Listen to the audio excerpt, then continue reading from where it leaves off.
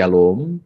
Saya berharap Bapak Ibu mengikuti ibadah di hari Minggu kemarin dan kemudian kita dapat memahami pasal 9 ayat 1 sampai ayat yang kelima ketika terlebih dahulu kita membaca pasal 8 ayat 1 hingga ayat yang ketujuh.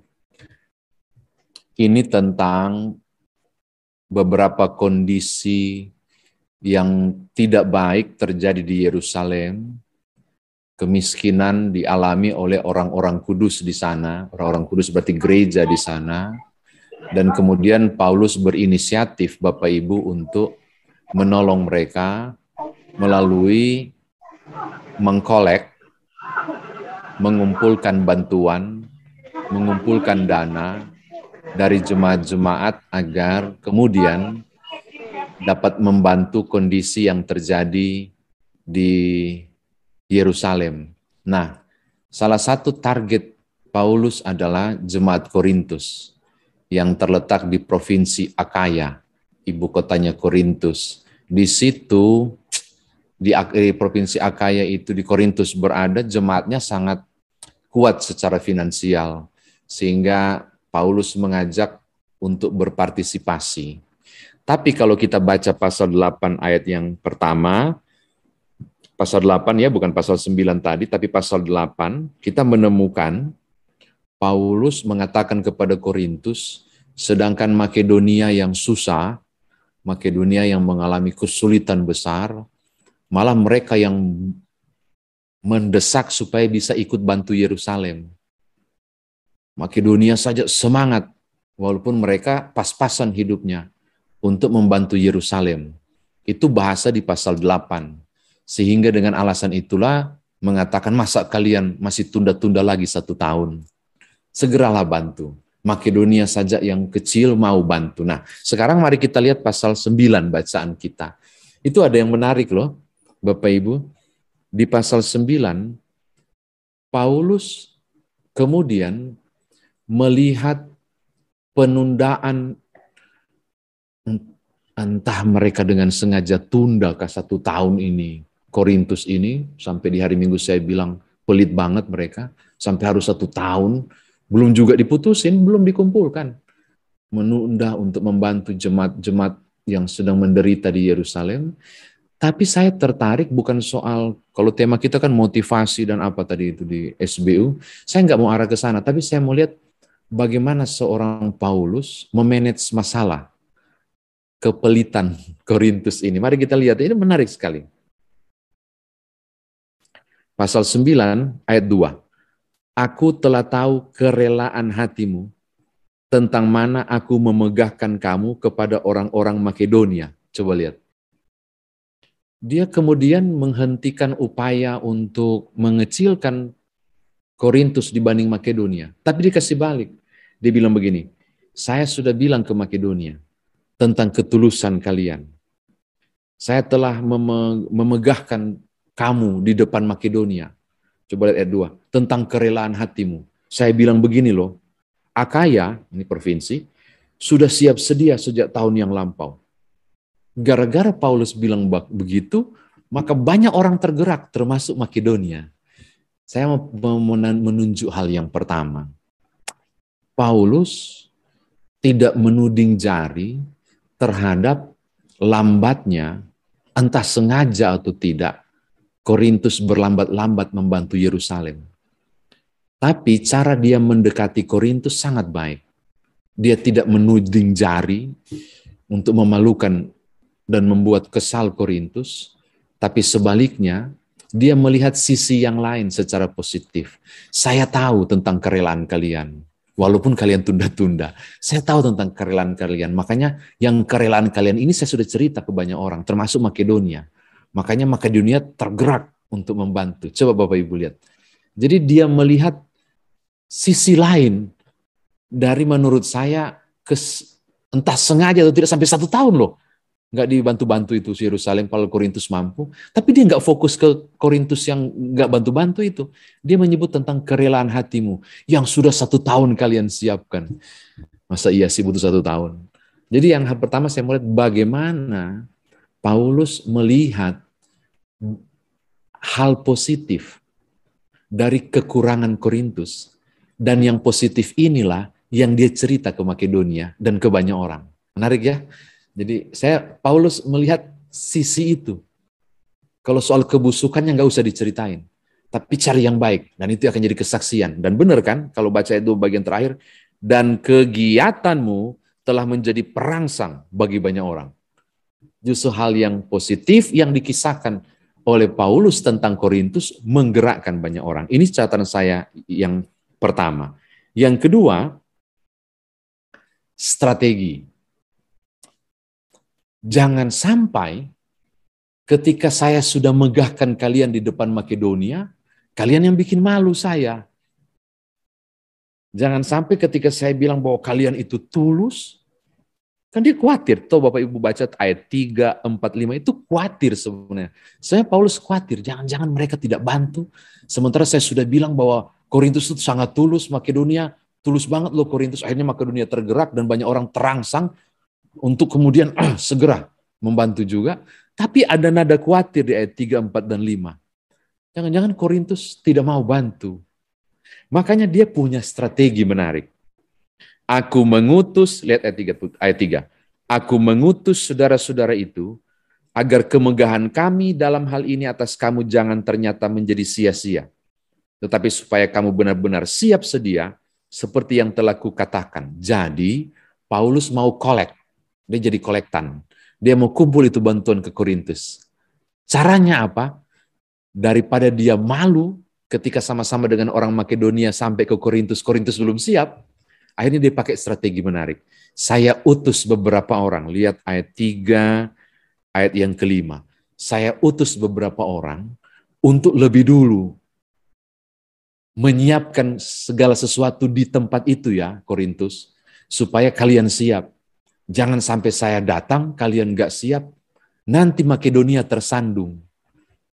Nanti Makedonia akan bilang apa? Allah, jemaat yang begitu diberkati kok. Tapi pelitnya minta ampun. Mungkin begitu. Atau Makedonia merasa, wow, Paulus kau bilang mereka siap, tapi ternyata mereka enggak siap. Makanya dia gunakan strategi menarik.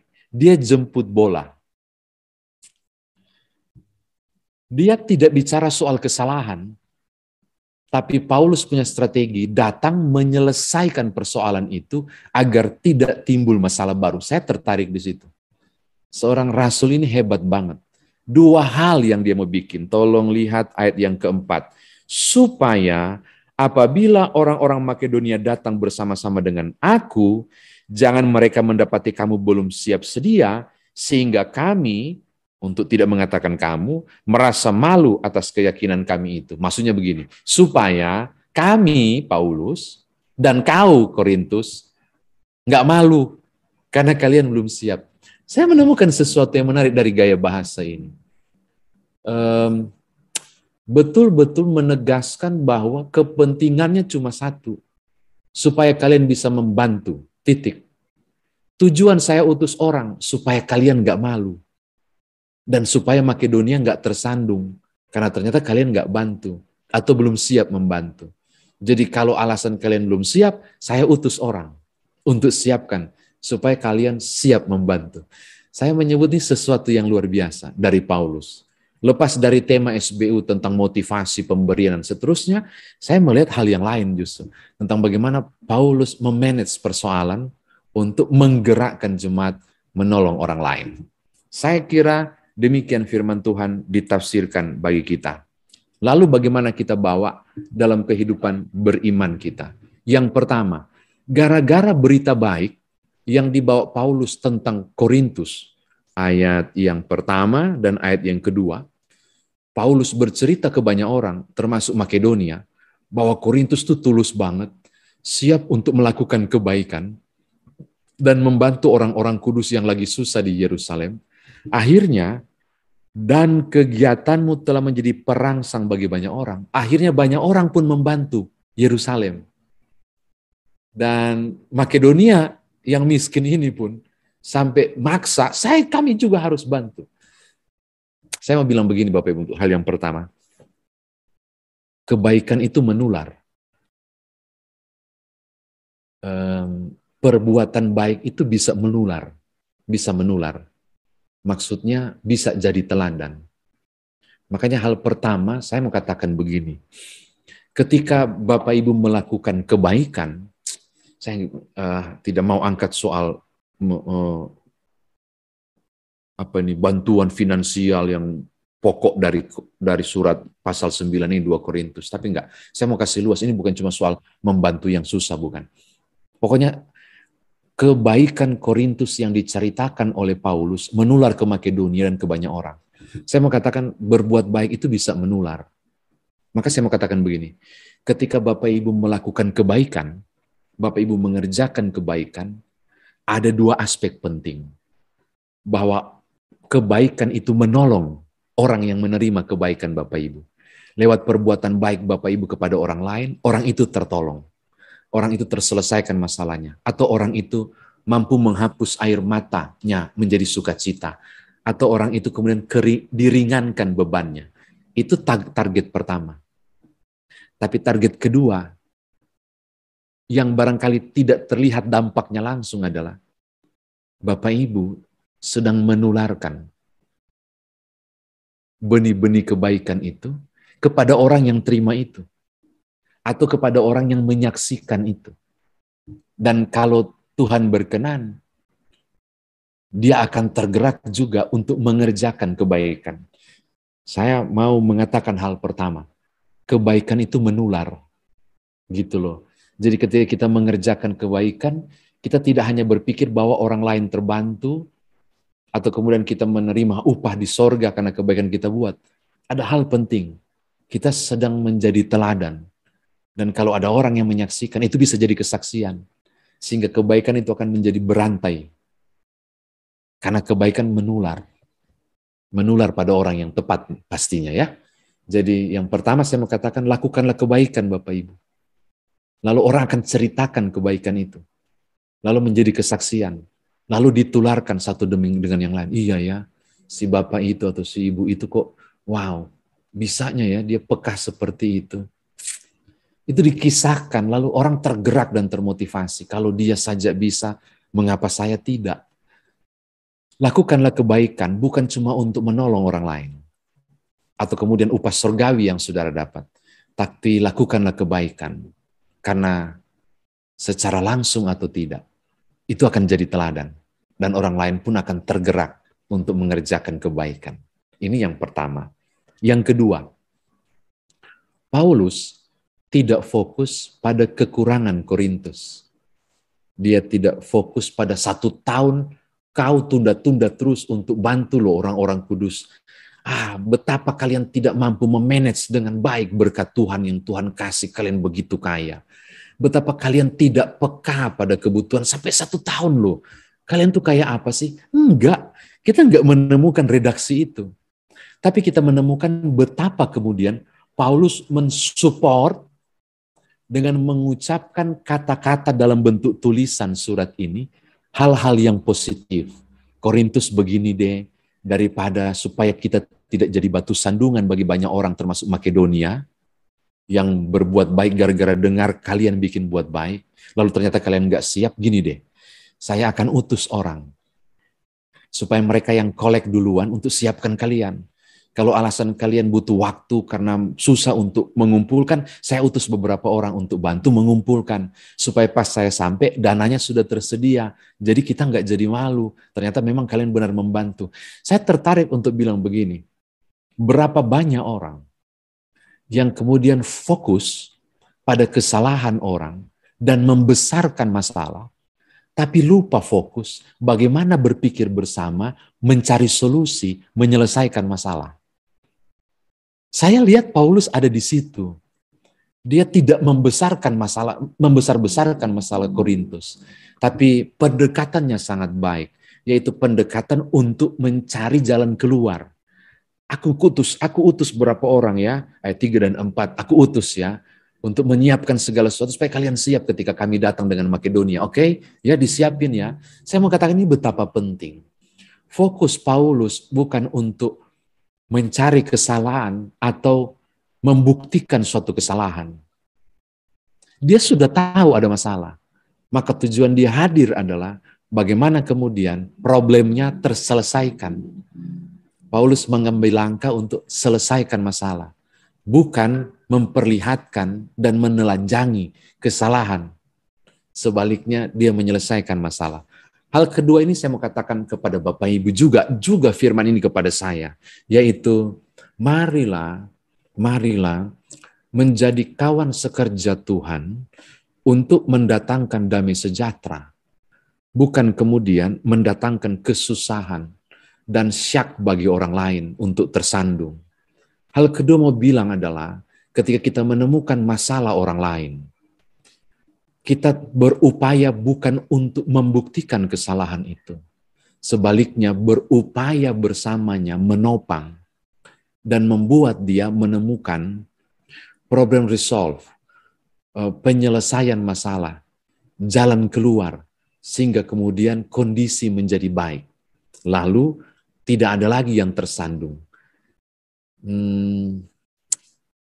Makedonia nggak tersandung akhirnya. Ketika kemudian Korintus mendapatkan jalan keluar melalui kehadiran beberapa utusan yang dengan sengaja diutus Paulus.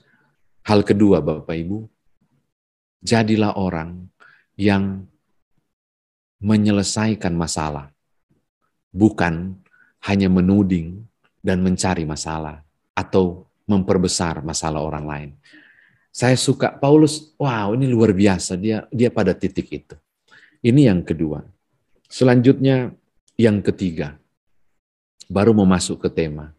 Motivasi menolong dan membantu adalah kerelaan hati, ayat yang kedua, atau ketulusan. Saya mau katakan ini juga tidak kalah penting. Belajar pada Korintus, entah benar atau tidak mereka menunda dengan tidak sengaja, tapi Paulus menyebut, aku telah tahu kerelaan hatimu tentang mana aku memegahkan kamu kepada orang-orang Makedonia, ayat yang kedua. Kita mau berpikir soal satu hal. Ketika kebaikan yang Bapak, Ibu, dan saya mau kerjakan untuk tolong orang lain, lalu juga supaya menular kebaikan itu, hanya mungkin mencapai target yang seperti itu, yaitu orang lain tertolong, lalu kemudian kebaikannya menular, itu hanya mungkin kalau kemudian motivasinya tepat. Dan motivasi yang tepat itu menurut ayat 2 adalah ketulusan. Dari terjemahan dengan kerelaan hati. Jadi menolong dan membantu orang lain itu dimulai dengan motivasi yang tepat, yaitu kerelaan hati atau ketulusan tanpa mengharap pujian atau imbalan apapun. Saya yakin saat itu orang yang ditolong itu pun merasakan kebaikan yang tulus itu. Lalu kebaikan yang tulus itu akan menular dari satu orang ke orang lain, dari generasi ke generasi. Ada satu yang penting, dan saya percaya Tuhan memandang ketulusan dan kebaikan itu dan membalikkannya menjadi berkat buat saya dan saudara. Tuhan berkati Bapak Ibu. Haleluya. Amin.